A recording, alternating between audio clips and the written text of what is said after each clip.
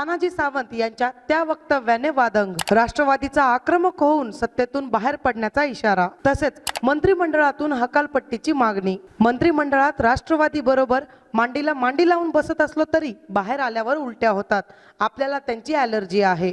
मंत्री तानाजी सावंत यांच्या या वक्तव्यामुळे राजकीय वातावरण चांगलेच तापले असून शिवसेनेच्या नेत्यांमध्ये राष्ट्रवादी विषयी असलेली खतखत बाहेर पडली आहे।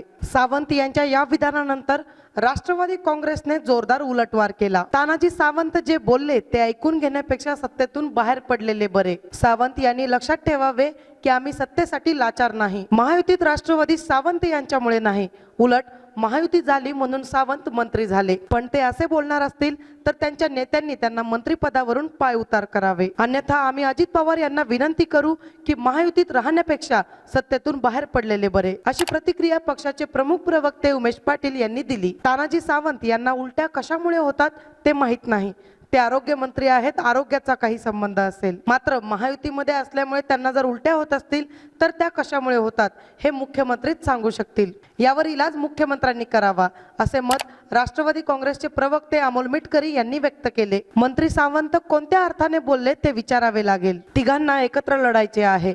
आरोग्य मंत्र्यांना उलट्या येत असतील तर ते स्वतः आरोग्य मंत्री आहेत, त्यांनी स्वतः त्याचे औषध घ्यावे। त्यांनी अशा पद्धतीने चुकीचे वक्तव्य करू नयेत, जमत नसेल तर गप्प बसावे। याबाबत मुख्यमंत्री आणि दोन्ही उपमुख्यमंत्र्यांशी चर्चा करण्यात येईल, अशी प्रतिक्रिया देत शिवसेनेचे प्रवक्ते भारत गोगावले यांनी सुद्धा सावंत यांना घरचा आहेर दिला। अशाच ताज्या राजकीय घडामोडी पाहण्यासाठी आपल्या बातमी टीव्ही या यूट्यूब चॅनलला लाईक, शेअर आणि सबस्क्राईब नक्की करा।